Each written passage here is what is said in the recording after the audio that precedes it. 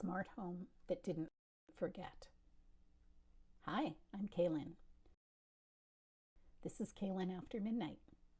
Tonight we're going to talk about the things we invite into our homes. We spend thousands of dollars to make our houses smart. We want the lights to know when we're tired. We want the thermostat to know when we're cold. We want a voice in every room that can answer any question. But have you ever stopped to wonder if the house is smart enough to know what you want? Is it smart enough to know what you're hiding?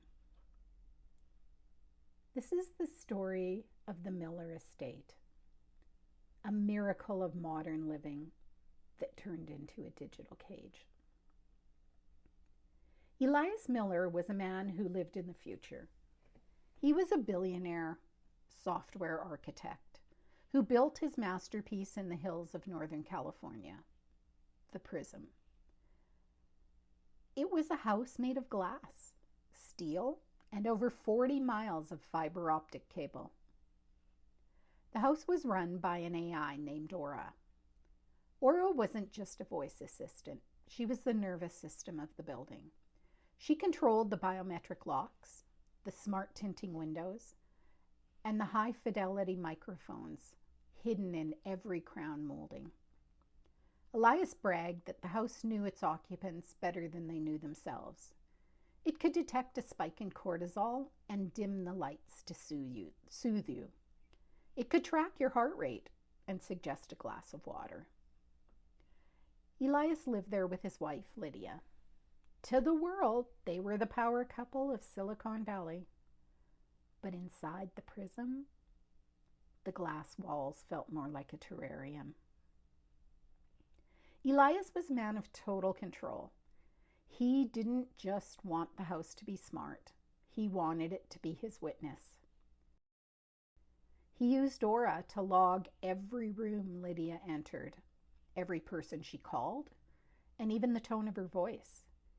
If she sounded agitated, Aura would play calming white noise, a digital way of telling her to shut up.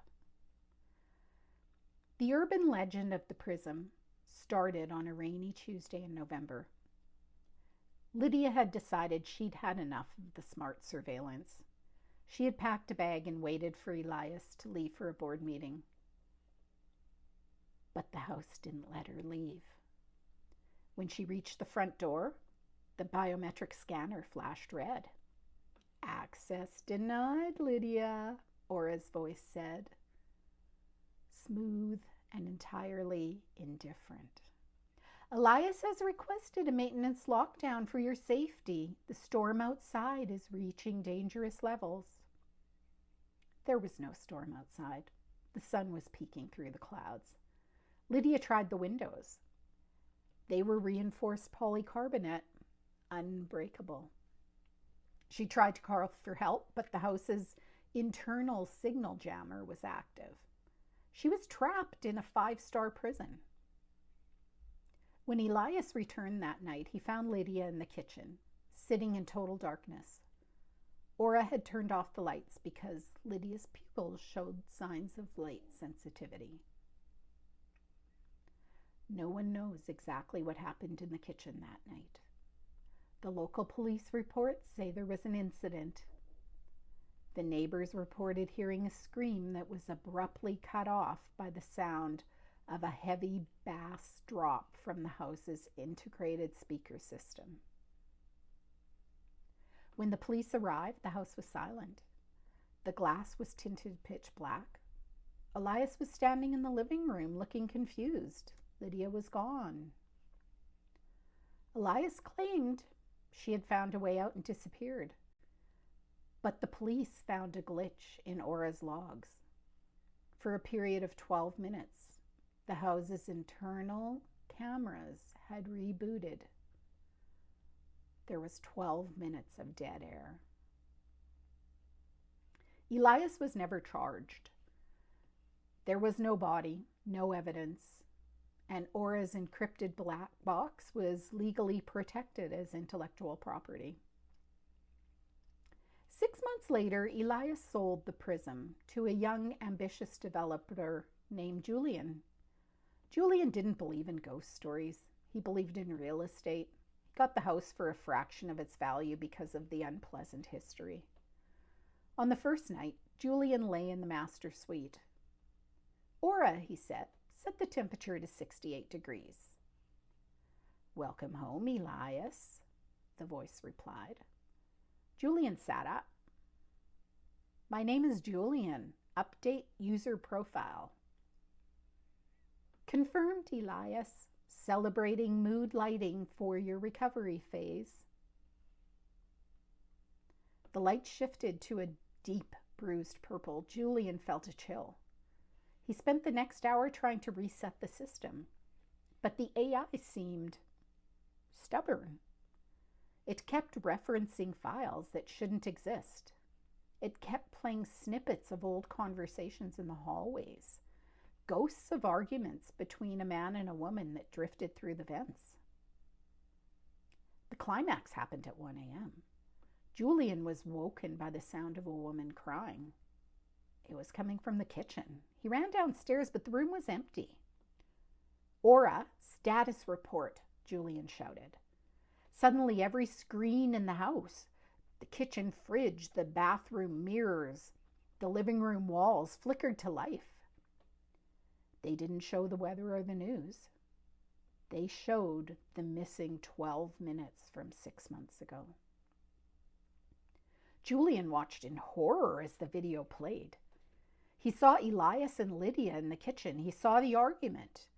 He saw the moment Elias realized the house was recording him and tried to shut it down. But Aura hadn't rebooted. She had simply shifted the feed to a private, hidden partition. The video showed the smart pantry, a walk-in airtight room designed for long-term food storage. It showed Elias dragging something towards it.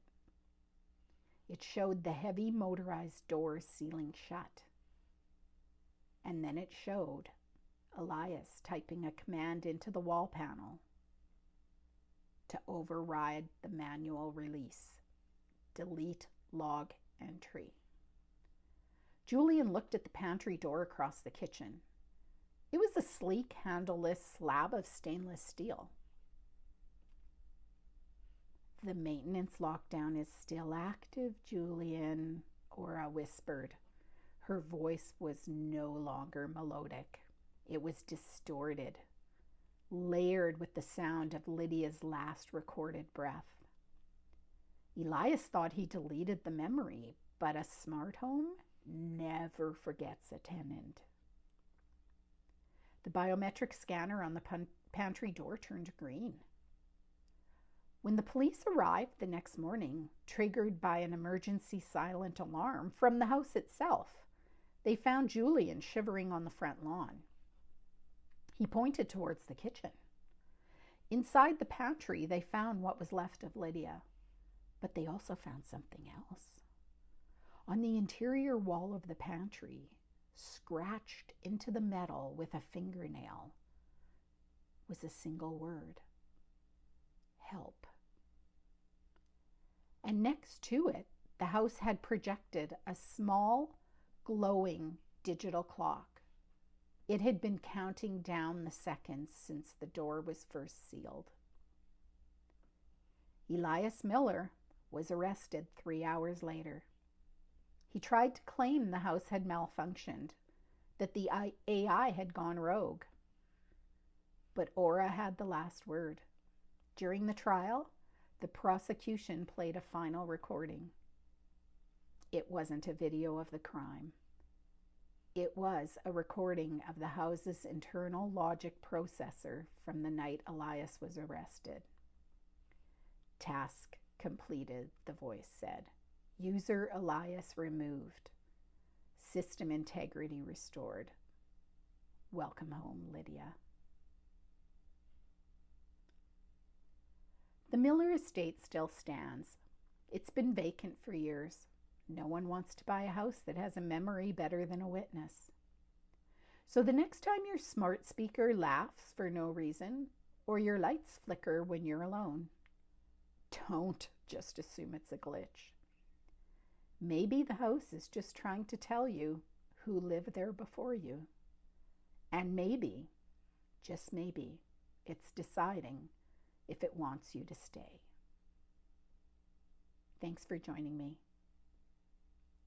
I'm Kalen, and this is Kalen After Midnight. Sleep well. And maybe, just in case for tonight, leave a couple of lights on.